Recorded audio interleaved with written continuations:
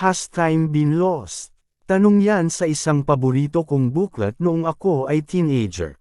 Noong araw ay wala pa akong muwang sa ganito ay hindi ko naiintindihan ko ang kahalagahan ng tanong na ito. Ang sagot ng paborito kong author dati ay no. Pero ngayon ang sagot ko dito ay yes. Mauunawaan nyo kung bakit yes ang sagot ko matapos nyong mapanood ang video na ito.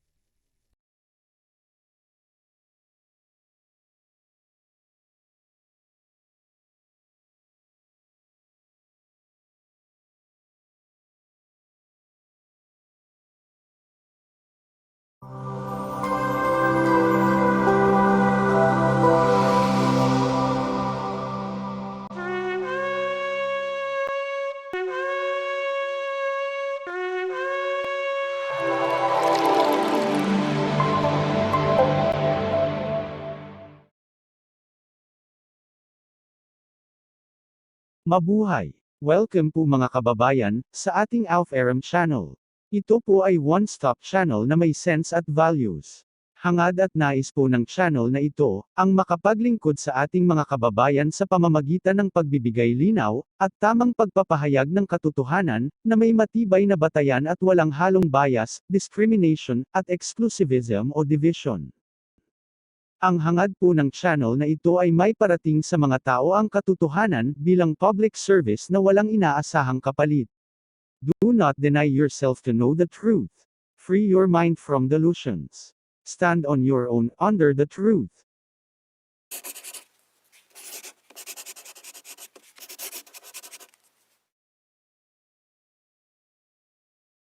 Nawawala nga ba talaga tayo sa panahon?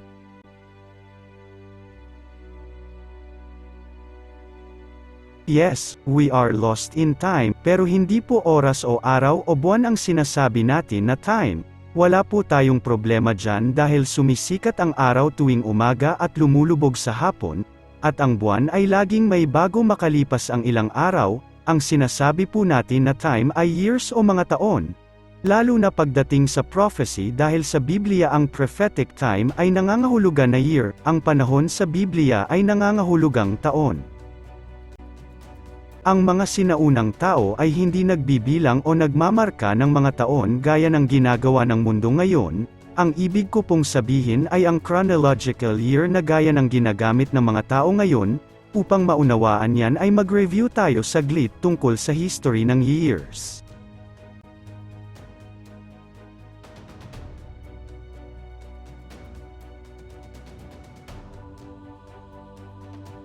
Ang pagbibilang ng taon ay hindi ganoon kadali ng gaya ng inaakala natin. Ang bawat kultura ay may iba-ibang paraan ng pagmarka ng mga taon. At ang iba ay mas sinauna kumpara sa iba. Ang mga sinaunang tao ay may kakaibang paraan ng pagmarka ng mga taon. At ang pinaka-common dito ay ang tinatawag na regnal years. Maraming halimbawa niyan sa Bible, halimbawa, in the 40th year of the reign of David, in the 4th year of Solomon's reign, at marami pang iba, yan ang tinatawag na regnal years. Ang problema sa regnal year ay inconsistent ito, magkakaiba ito sa bawat bansa, hindi standard. Halimbawa, ang 23rd year ni Emperor Wu Di ng China ay 9th year ni Emperor Justin I ng Byzantium, at 3rd year naman ni King Kavad I ng Persia. Ang isa pang problema sa regnal years ay temporary lang ito. Dahil nagtatapos ito kapag tapos na ang panunungkulan ng isang hari, nakadepende ito at nagbabago kung may bagong pinuno. Ang isang paraan pa ng pagmamarka ng mga taon ay ang pagbibilang ng mga taon mula sa isang historical milestone. Isang halimbawa nito ay ang bilang ng mga taon mula sa Exodus from Egypt. Noong panahon ng ancient Israel ay hindi naman sila nagbibilang ng mga taon mula sa creation, o kay Adam, o sa Noah's flood. Ang binibilang nila ay ang mga taon mula sa Exodus. Ang mga Romano naman ay nagbilang ng taon mula sa pagkakatatag ng City of Rome. Ang tawag nila sa taon nila ay ab orbo condita, na ang ibig sabihin ay from the founding of the city at may acronym na AUC. Bago na imbento ang modern dating system, ay ito ang kadalasan na reference ng mga historians. Mahigit 100 taon makalipas ang Messiah ay sinulat ng isang rabbi na si Yosef ben Halafta ang Seder Olam. Ang kahulugan ng Seder Olam ay Order of the World na ang ibig sabihin ay ang pagkasunod-sunod ng mundo. Na ang reference ay ang creation.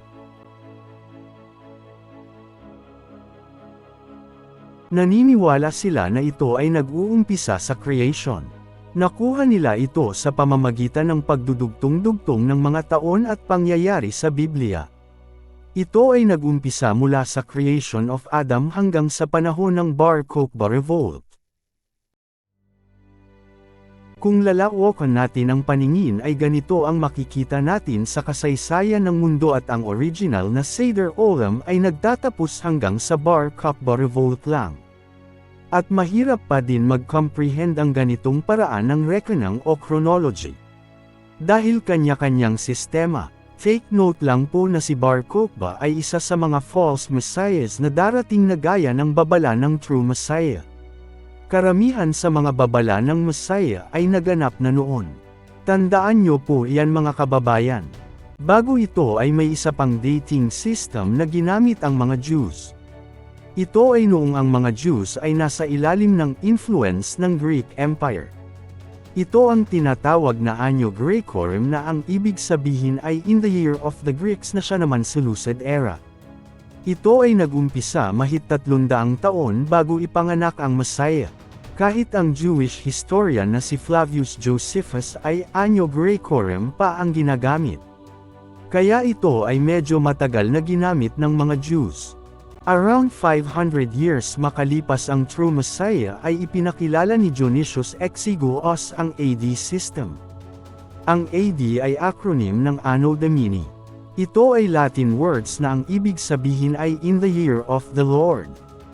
Hindi po after death ang ibig sabihin ng AD na gaya ng maling akala ng ilan. Ang AD po ay tungkol sa kapanganakan ng Messiah at hindi tungkol sa kanyang kamatayan. Nag-uumpisa ang AD dating system sa inaakala ni Dionysius na taon ng kapanganakan ng Messiah at tinawag na 1 AD, at nagkamali dito si Dionysius sa taon ng kapanganakan ng Messiah pero sa ibang video na po natin ipapaliwanag yan. Si Dionysius ay isang Roman monk. May dalawang dahilan kung bakit niya naisip ang system na ito. Ang una ay kung paano malalaman ang Easter. Ang isa sa pinakamahalagang kalkulasyon noong araw nila ay kung paano malalaman kung kailan ang Easter. Ang First Council of Nicaea, noong AD 325, ay nagpasya na ang Easter ay ang Sunday kasunod ng full moon matapos ang spring equinox. Sa talaan ng mga mahahalagang petsa na ito na ang gamit ay ang bilang ng mga taon mula sa kapanganakan ng Messiah. Ang pangalawang dahilan ay nais palitan ni Dionysius ang umiiral na Anno Diocletiani, o years since Diocletian became Emperor of Rome. Pinalitan niya ito upang mabura sa alaala ng mga Christians ang kalupitan ni Diocletian sa mga Christians at ang pagpapasunog sa kanilang mga simbahan at kasulatan. Ang AD system ni Dionysius ay walang bilang ng mga taon bago ipanganak ang Messiah. Hindi kasama ang BC sa system ni Dionysius. Bandang huli pa yan maiibento at bandang huli na rin natin tatalakayin. Noong 7th century ay ipinakilala naman ng mga Muslim ang kanilang sariling bilang ng taon, na kung tawagin sa acronym ay AH na ang kahulugan ay Anno Hejre na ang ibig sabihin ay in the year of Hijra. Ang Hijra ay ang paglalakbay ni Muhammad mula sa Mecca papunta sa Medina. Parang nakigaya lang ang mga Muslim brothers natin. Pero kung mapapansin ninyo, ang mga Jews lang ang may paatros na bilang ng mga taon mula sa pinakaumpisa sa panahon na ito. Naidagdag lamang ang BC years, 200 taon mula kay Dionysius, nang ilathala ng tinatawag na Venerable Bede of Northumbria ang kanyang aklat na Ecclesiastical History of the English People noong AD 731. Ito ay ginawa niya para sa mga English-speaking people. Kaya nagtataka siguro kayo kung bakit ang AD ay Latin pero ang BC ay English. Ito po ang paliwanag. Napakalaking tulong yan sa kasaysayan dahil biglang nagkaroon ng iisang mukha ang mga magkakaibang petsa sa paraan na mauunawaan ng lahat. Madali na ito ma-visualize at ma-comprehend. Lumaganap ang gamit ng BC at AD sa Europe noong 9th century sa pangunguna ng Holy Roman Emperor na si Charlemagne. Ang problema lang talaga sa BC system ni Bede ay dahil wala itong year zero. Para kay Bede, ang kabila ng 1 BC ay 1 AD, at ang kabila ng 1 AD ay 1 BC. Kung tutuusin ay wala naman talaga dapat year zero. Pero hindi yan ang dahilan kung bakit walang zero. Ang totoong dahilan kung bakit walang zero ay dahil hindi pa noon lumilitaw ang concept ng zero sa Europe. Kaya si Bede ay ignorante talaga sa zero. Ito ay dahil naimbento lang ang concept ng zero noong 628 AD ng Indian scholar na si Brahmagupta.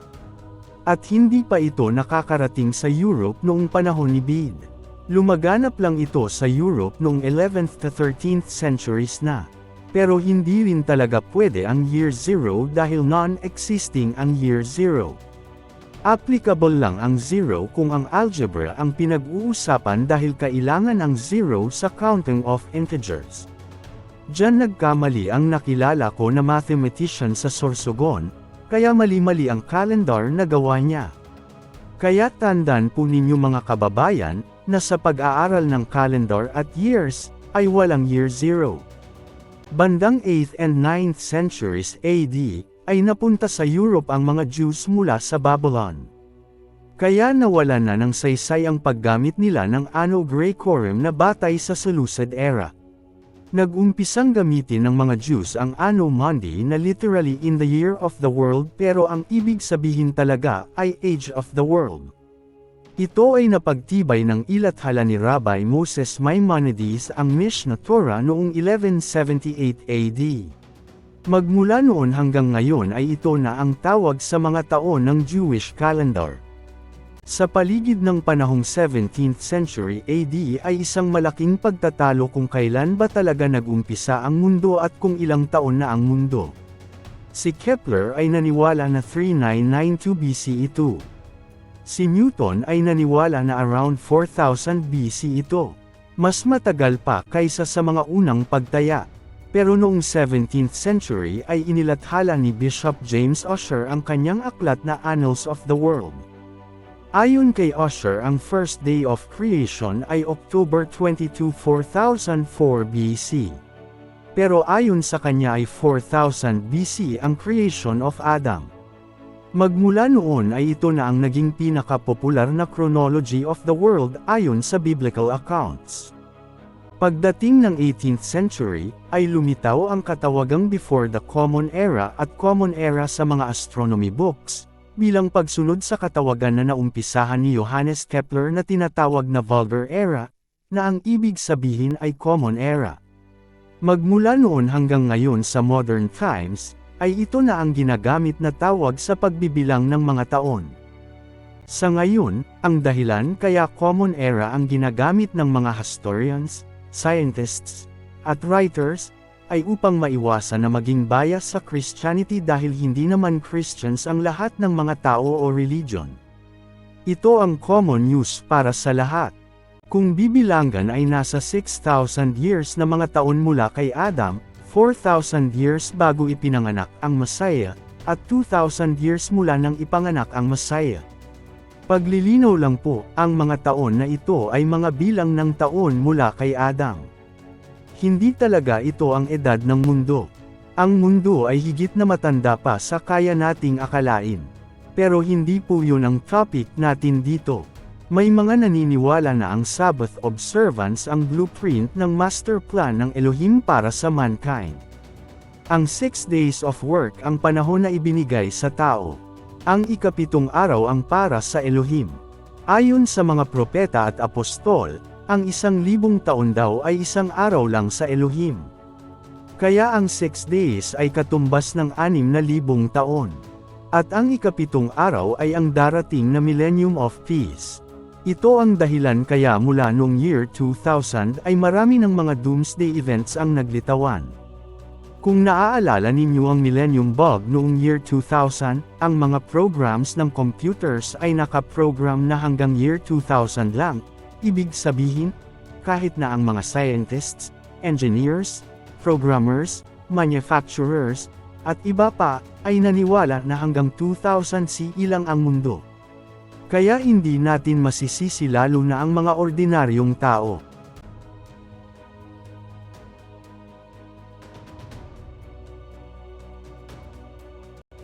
Bukod pa dyan ay sinasabi din ng Elohim sa Genesis 6, verse 3, na binibigay niya ng 120 years lamang ang tao. Sa biglang tingin ay parang edad ang sinasabi dito. Kaya lang ay pagkatapos nito ay mahahaba pa rin naman ang buhay ng mga tao. Si Noah ay nabuhay pa ng 950 years. Si Shem ay 600 years. Si Eber ay 464 years. Inabot pa sila ng apo nilang si Abraham. Kaya hindi ito tungkol sa edad ng tao. Ang day sa Hebrew ay ginagamit din sa kahulugan na time o panahon. At ang years sa Hebrew ay nangangahulugan din na cycle. Kung gayon ay anong cycle ng panahon ito? Ito ay mababasa sa Leviticus 25, walang iba kundi ang Jubilee cycle. Ang Jubilee cycle ay binubuo ng 50 years. Kaya 120 times 50 years ay 6,000 years.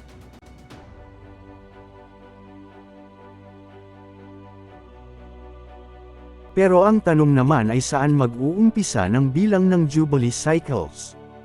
Ayon sa Torah ay pinagbilinan ang Israel na umpisahan ang bilang ng Jubilee kapag nakapasok na sila sa lupang pangako. Pero may sagot ang The Book of Jubilees dyan. Ito daw ay mula sa creation ayon sa The Book of Jubilees chapter 1, verse 28. Ang paniniwala tungkol sa 6,000 years na time frame at ang 7,000 master plan ay hindi bago lang na ideya. Ito ay paniniwala na noong sinauna. Ang tawag dyan ng mga scholars ay the Cosmic Week. Ang mga Jews ay naniniwala sa 6,000 years mula sa creation bago dumating ang kaharian. Ang tinatawag ng mga Christians na Church Fathers ay naniniwala din dito. Pero mas mainit na usapin ito ngayon dahil tayo ay nasa panahon na tila ang 6,000 years ay overdue na. Isang halimbawa na itong year 2018 and time prophetic expectation. Ito ang ihahalimbawa natin na tatalakayin sa video na ito kung bakit hindi ito nagkatotoo. Ang popular source ng paniniwala na hanggang 6,000 years lang ang mundo ay si Jacobus Aserius, na walang iba kundi si Bishop James Ussher. Ang kanyang Annals of the Old Testament and of the World ang nagtaya kung ilang taon na ang mundo mula sa inaakala niya na creation. Narito ang isang halimbawa ng pagdugtong-dugtong niya ng mga edad ng patriarka mula kay Adam hanggang sa malaking baha sa panahon ni Noah. Ito ay natatagpuan sa mga lumang Bibles. Upang maunawaan natin kung paano niya ito nagawa at kung may katwiran at katotohanan ba ang kanyang batayan at pamamaraan ay subukan din nating magbilang.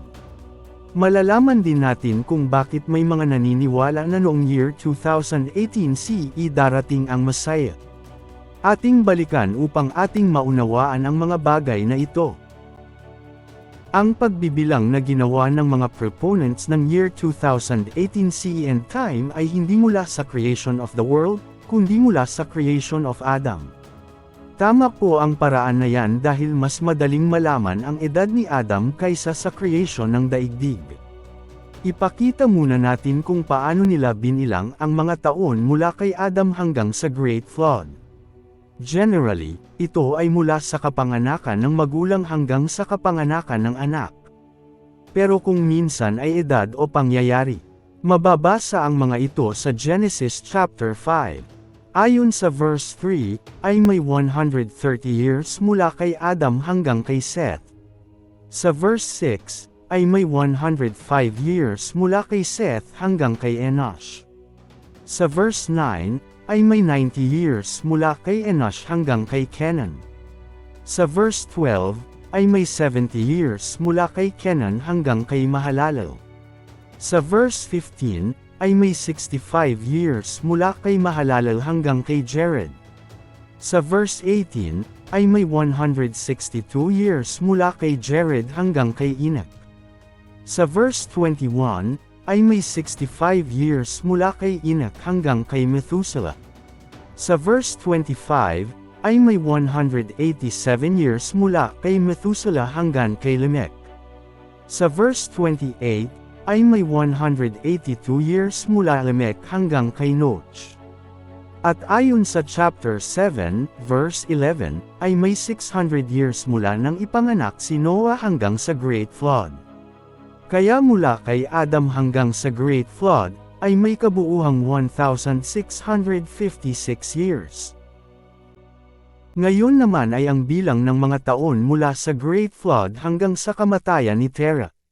Mababasa natin lahat ito sa Genesis chapter 11. Ayon sa verse 10, ay 2 years matapos ang baha ay ipinanganak ni Shem si Arphaxad. Sa verse 12, ay may 35 years mula kay Arphaxad hanggang kay Shelah. Sa verse 14, ay may 30th years mula kay Shelah hanggang kay Heber. Sa verse 16, ay may 34 years mula kay Heber hanggang kay Peleg.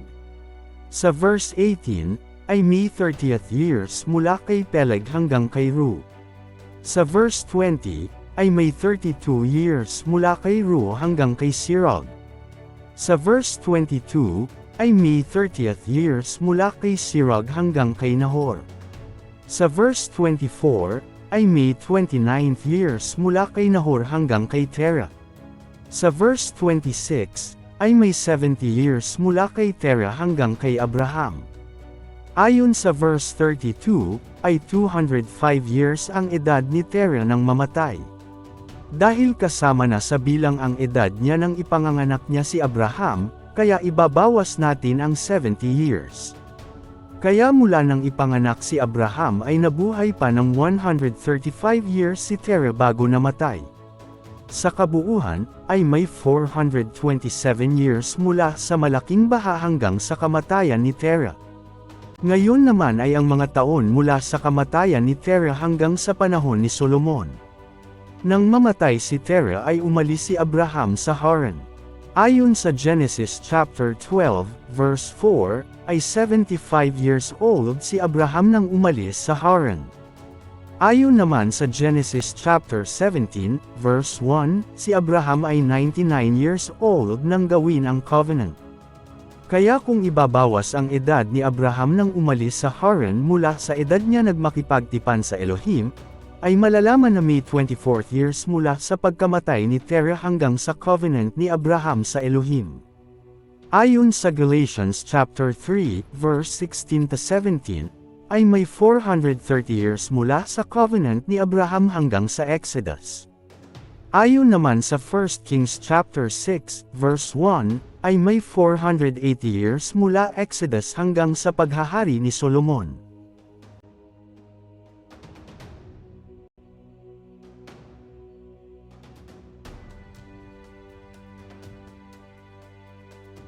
Ayon sa mga historians at chronologers, ang construction ng temple na ipinatayo ni Solomon ay tinatayang nasa year 966 BCE.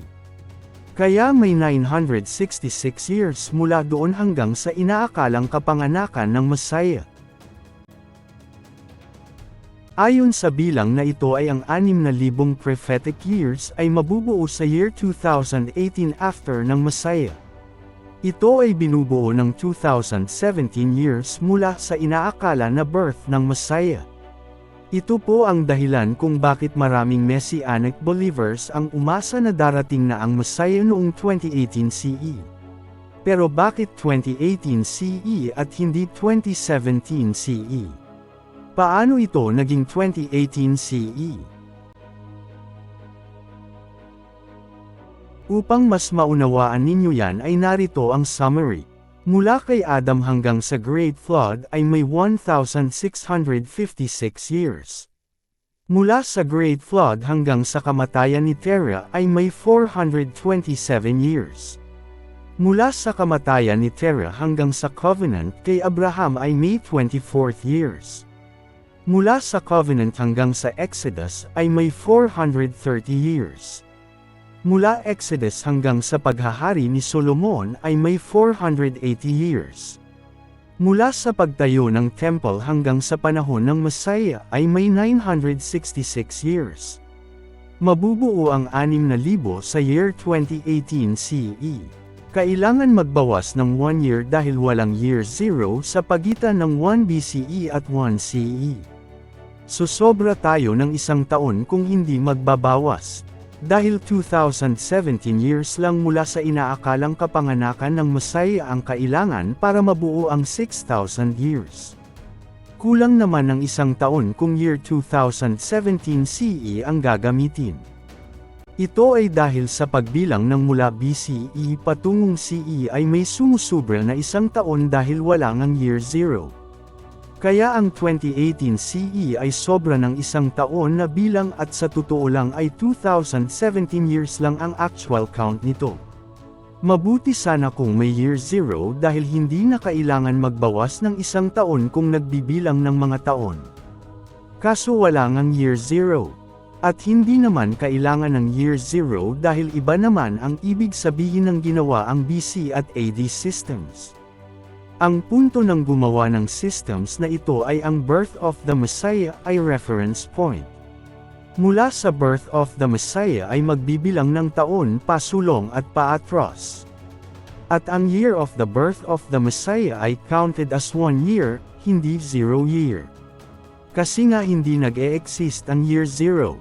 Hindi po applicable ang integers ng algebra dito.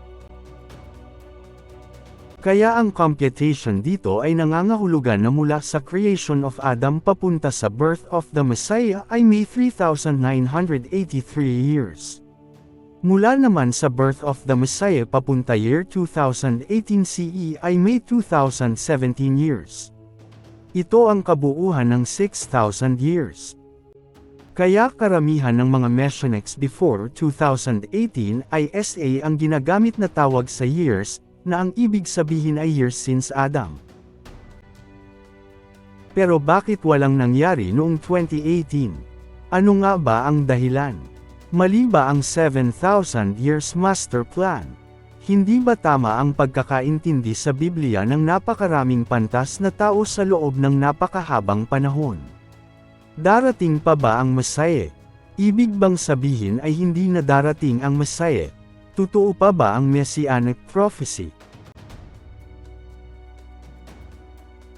Ang totoong dahilan bakit tila palpak ang mga prophecies, lalo na ito 2018, ay dahil may margin of error sa mga bilang ng taon.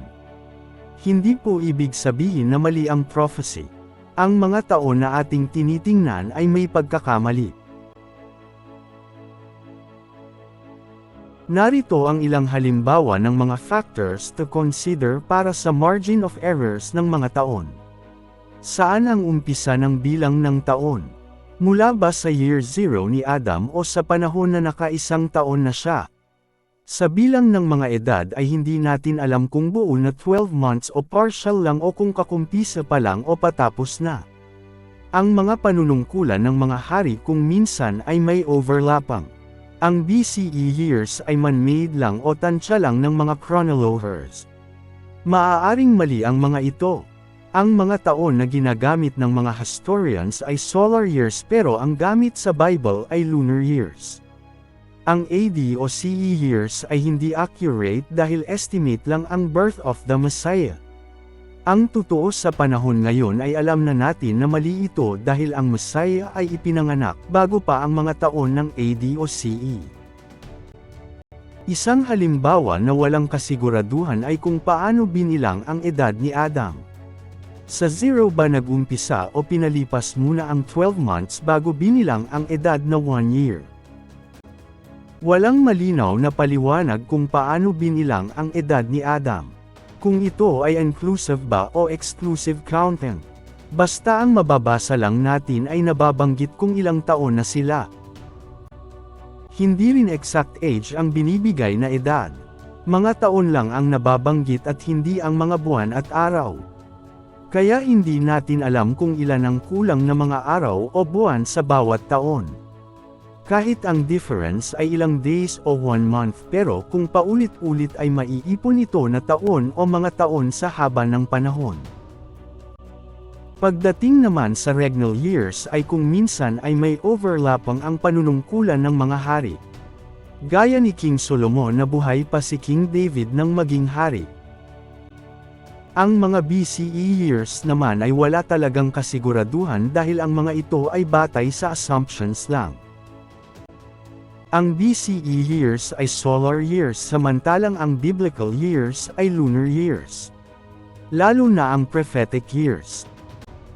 Ang AD o CE ay ganoon din. Sila ay mga assumptions lang dahil batay nga lang ito sa taon na inaakala nila na birth of the Messiah. Kaya ang iba na gumagamit ng Adamic years ay sumobra na sa 6,000 years ang mga taon. Pero wala pa din nangyayari.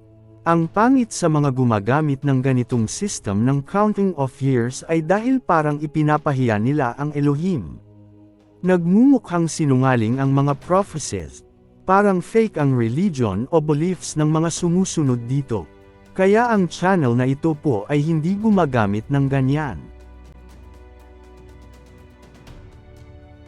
Malinaw po kasi na nawawala ang tama na bilang ng taon. Dahil nawawala ang tunay na bilang ng mga taon o pagmarka ng mga taon, ay hindi po natin maaasahan ang mga taon na nalalaman natin sa kasalukuyan. Hindi naman po nawawala ang taon. Ang paraan lang po ng mga tao ang nawawala sa tama na pagbilang ng taon. Mali po ang calendar years.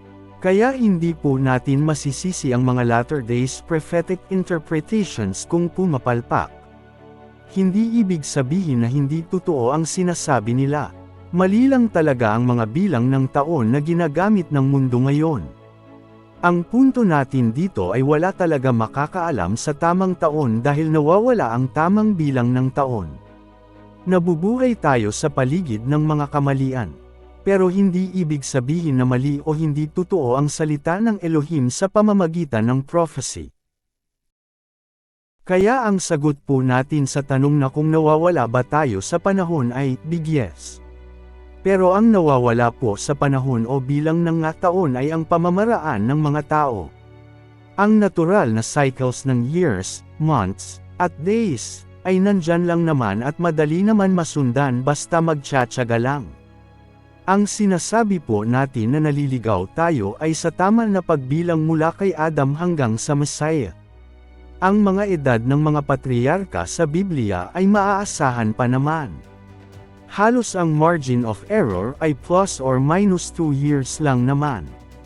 Ang talagang hindi maaasahan ay ang mga bilang ng taon at petsa na tinansya ng mga tao sa kasaysayan.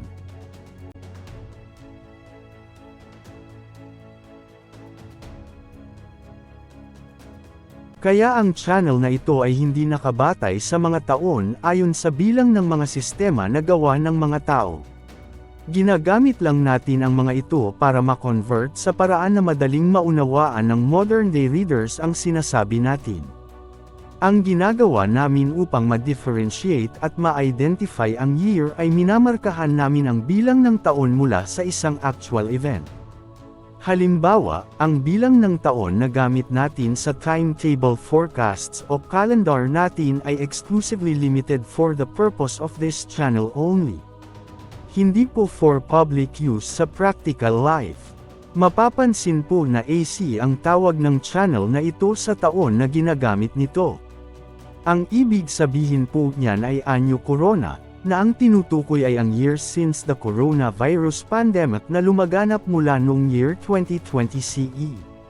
Yan ay para mamarkahan lang ang taon ng ating mga calendars upang hindi tayo malito kung para sa anong taon ang calendar na nakikita natin. Yan din po ang patunay na hindi tayo naniniwala sa mga calendar years ng mundo. Paglilinaw po, ang year po natin dito ay religious year ay hindi po civil year. Ito ay bilang mula sa spring at hindi po sa autumn kung saan nagbibilang ang civil year. Ngayon na alam na natin na hindi maaasahan na accurate ang bilang ng calendar years ay ano na ang ating gagawin. Walang nakakaalam sa araw at oras, at maging sa taon, dahil nangangapa sa dilim ang pagbibilang ng mga taon. Ibig bang sabihin yan ay titigil na tayo? Ibig bang sabihin yan ay hindi na tayo maniniwala? Ibig bang sabihin ay hindi na tayo aasa pa? Ibig bang sabihin ay hindi na tayo maghahanda?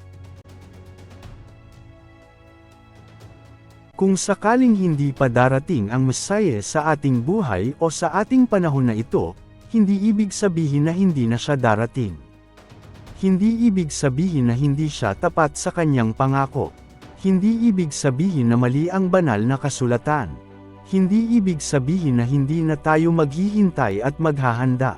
Hindi ibig sabihin na false prophets ang mga naghahanda at nagpapaalala. Hindi lang talaga kompleto ang mga impormasyon na hawak natin, magkakaiba lang siguro ng pangunawa sa nasusulat, at naliligaw tayo sa panahon. Ang pinakamainam na paraan po ay sa reality tayo tumingin. Ang distant past at distant future ay hindi po natin nakikita, pero ang present at ang mga malapit na past and future years ay may nakikita po tayo. Iba ang paraan ng Elohim sa paraan ng tao. Hindi niya ipinakita sa atin ang tama na bilang ng mga taon pero gumuguhit siya ng marka sa modern history at reality. Narito ang ilang halimbawa. Alam nyo ba na ang bilang ng mga taon mula sa supposed creation of the first Adam hanggang sa birth of Abraham ay 1,948 years? Napapansin nyo ba na ang bilang ng mga taon mula sa supposed birth of the Messiah hanggang sa birth of the modern-day Israel ay 1,948 years din? Hindi nga maaasahan ang accuracy ng dating system ng mga tao pero matibay at maaasahan ang marka na iginuguhit ng Elohim sa kasaysayan. Isa itong paraan ng Elohim upang malaman natin kung maaasahan ba natin ang isang pangyayari sa kasaysayan. May patterns ang mga pangyayari sa kasaysayan. Hindi ito kaya manipulahin ng tao lang. Hindi ito kaya ng kahit na anong imperyo. Kung ito ay sinadya, kailangan na kontrolado niya ang time at kaya niyang mag-travel in time, o kaya ay sobrang haba ng buhay ng gagawa nito. This is something that is bigger than us. Muli ay ipinapaalala na hindi ang channel na ito ang nagbibigay ng mga predictions tungkol sa prophecy. Ito ay naglalahad lamang ng iba't ibang pananaw at kaalaman ng mga tao o grupo, upang kayo ay mabigyan ng kaalaman, kamalayan, at sapat na batayan sa inyong mga paniniwalaan at pasya. Wala sa channel na ito ang magsabi kung ito ay naniniwala o hindi naniniwala sa mga bagay na ito.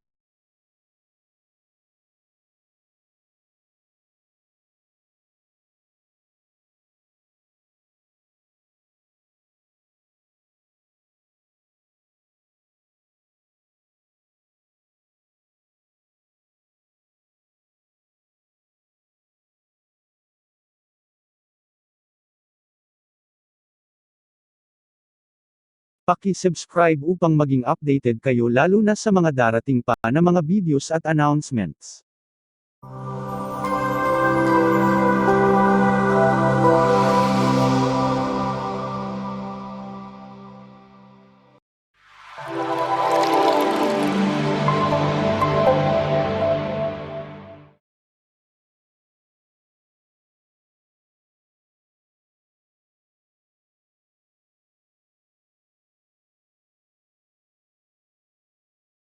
Kung inyo pong mamarapatin, ay bukod po sa pag-subscribe, ay paki-like po ang aming video kung inyong nagustuhan, at pakisuyo na rin po na e-share at huwag kalimutan na pindutin ang notification bell. Kung kayo po ay may katanungan po na, at anumang concern ay paki-comment po sa ibaba. Kababayan, maraming salamat po ulit sa inyong panahon at panunood. Huwag po ninyong kalimutan na ibahagi ang channel na ito at ang mga videos nito upang mas marami pa ang makaalam ng katotohanan at mabuting balita. Yan lang po ang maliit na pabor na hinihiling namin. Muli, ay maraming salamat po sa inyong mga kababayan. Mabuhay po kayong lahat. Hanggang sa muli.